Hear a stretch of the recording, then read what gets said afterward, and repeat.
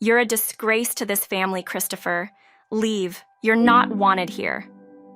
Those stinging words from my father echoed in my ears. It was my brother Alex's wedding, and the entire room fell silent as my father humiliated me in front of the guests. Alex stood nearby, not even attempting to stand up for me. Anger surged through me, and I was on the verge of walking out. But just then, a wedding staff member rushed toward me, her face pale with concern. "Please help us," she pleaded. "We're in trouble and need your assistance." In that moment of crisis, everything shifted. Little did I know that this request would not only alter the course of that evening, but would also force my father to face the truth about who I had become, a truth he had long refused to see.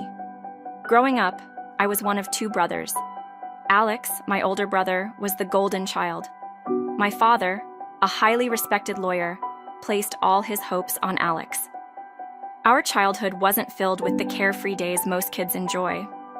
Instead, our lives were regimented, filled with lessons, tutoring sessions, and constant studying.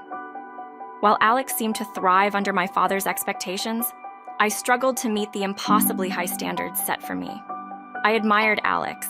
He was everything I wanted to be. But no matter how hard I tried, I always felt like I was a step behind, falling short of Dad's approval. The turning point came when I failed the entrance exam for the private school Dad wanted me to attend. From that day on, Dad barely spoke to me, focusing all his attention on Alex. It was the beginning of a long, painful silence between us.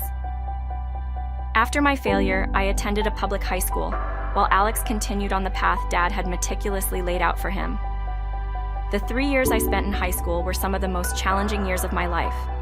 Not because of the academics, but because of the growing emotional distance between me and my family. My father's disappointment was obvious, and Alex's indifference cut even deeper. My once close bond with my brother faded, leaving me feeling isolated. The only person who treated me the same was my mother. She never stopped supporting me no matter what. Yet, I knew I needed to find my own way. So, after graduation, I made a bold decision. I packed my things and left home without saying goodbye to my father or Alex. I only left a note for my mother, thanking her for always being there. I knew it was the right thing to do, even though it felt like I was leaving everything behind. I found a job at a hotel where I could also live, which was exactly what I needed to start fresh. It wasn't glamorous, but it gave me a sense of independence I had never known. The hotel manager, Michael, was tough but fair. He wasn't like my father, who only ever pointed out my failures. Michael pushed me to improve, but he also acknowledged my hard work when I did something right. His praise motivated me in a way I hadn't experienced before. Life at the hotel was busy, especially during the new year, which was the hotel's peak season. That first year, I worked harder than I ever had before. Then, the hotel faced a crisis. A broken pipe in the kitchen on New Year's Day. We were short-staffed, and the chaos was overwhelming. Desperate to help, I offered to fix the pipe myself. My background in science and engineering from high school suddenly became useful. To everyone's surprise, I managed to fix the issue, earning praise from Michael. It was a moment of personal triumph, one that gave me the confidence I had been lacking for years.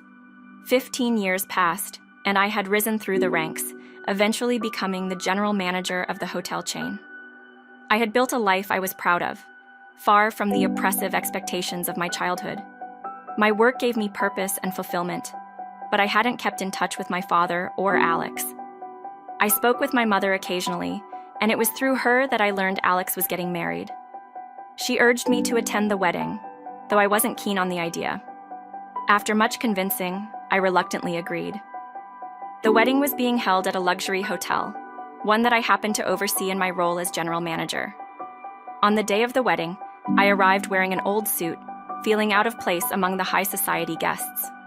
When I saw Alex and Dad for the first time in years, it was clear that nothing had changed. Dad's first words to me were cold, dismissing my presence at the wedding as unnecessary. My anger resurfaced, but before I could leave, the staff approached me, asking for help with a last-minute crisis involving the seating arrangements and food. As the general manager of the hotel chain, I was more than equipped to handle the situation, even if my father didn't realize it. I immediately took charge, directing the staff to resolve the seating issue and personally overseeing the preparation of an extra meal for the unexpected guest. It felt surreal. Zrenia, returning to the very room where I had been humiliated just moments earlier, now as the person everyone relied on to save the day. As I worked to resolve the crisis, I couldn't help but notice the look of disbelief on my father's face. He had no idea who I had become or what I had achieved. For the first time in my life, I felt a sense of power, not over others, but over my own destiny. I wasn't the failure he thought I was. The wedding proceeded smoothly, and by the end of the night, I had not only saved the event, but had also garnered praise from the bride's family and the hotel staff. After the ceremony, there was a moment of quiet when I was left alone with my father and Alex. My mother stood off to the side watching, knowing that this confrontation was long overdue. Alex was the first to speak, surprising me with an apology. "Christopher, I'm sorry for everything. Thank you for helping today and for everything else," he said, his voice thick with emotion. It was a moment I had never expected. For years, I had felt nothing but resentment toward Alex for abandoning me when I needed him most. But in that moment, I saw that he had been struggling too, burdened by the weight of our father's expectations. As for my father, he stood there, silent, his face betraying a mix of pride and regret. He didn't apologize. He wasn't the kind of man who could, but his silence spoke volumes. I didn't need his words. The truth was, I had moved beyond needing his approval. 3 days after the wedding, I was enjoying a rare day off when the doorbell rang unexpectedly. To my surprise, it was Alex. "I got your address from Mom," he said, looking a little nervous. "Can we talk?" I invited him in, still unsure of what he wanted to say. As we sat down with cups of coffee, he opened up in a way he never had before. "I've always envied you, Christopher," he admitted. "You left.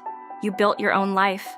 I stayed and did what Dad wanted, but I never felt free." His words took me by surprise. I had always seen Alex as the golden child, the one who had it all. But hearing him speak, I realized that he had been trapped in his own way, just as I had been. He had lived his life trying to meet our father's impossible expectations, and now he was beginning to question it all. Alex went on to explain that he was considering leaving his job as a lawyer, the career path our father had chosen for him. He wanted to pursue his passion for glass crafting, something he had taken up as a hobby but had never had the courage to pursue full-time. As I listened, I couldn't help but feel a deep sense of empathy for my brother. We had both suffered under the weight of our father's expectations, but we had taken different paths. While I had broken away and forged my own life, Alex had stayed, trying to live up to an impossible standard. "Do what makes you happy, Alex," I told him. "Don't worry about what Dad thinks. You deserve to live your own life." Alex smiled, a genuine smile that I hadn't seen in years. "Thanks, Christopher," he said quietly. "I think I needed to hear that." A month later, I received a letter from Alex. In it, he explained that he had left his job as a lawyer and had started training as a glass craftsman. His wife was supportive, and although our father had disowned him for abandoning the career he had chosen for him, Alex was happier than he had ever been. Reading his letter, I felt a surge of pride for my brother. He had finally found the courage to live his own life, free from the expectations that had once weighed him down. As for our father, he remained as rigid as ever, unwilling to accept that his sons had chosen different paths. But that no longer mattered. For the first time, Alex and I were free to live our lives on our own terms. In the months that followed, Alex and I grew closer than we had ever been. We spoke regularly, exchanging stories about our lives and our work. Our relationship, once strained by years of silence and resentment, had transformed into something stronger. We had both found our own way, and in doing so, we had rediscovered the bond we had shared as brothers. As for our father, he remained distant, still unable to reconcile the fact that neither of his sons had followed the path he had laid out for them. But we no longer needed his approval. We had learned to find our own way, and that was enough. Life continued, and I remained focused on my work, thriving in the career I had built for myself. But there was a sense of peace that I hadn't felt before. I no longer carried the weight of my father's disapproval. or the burden of trying to live up to someone else's expectations.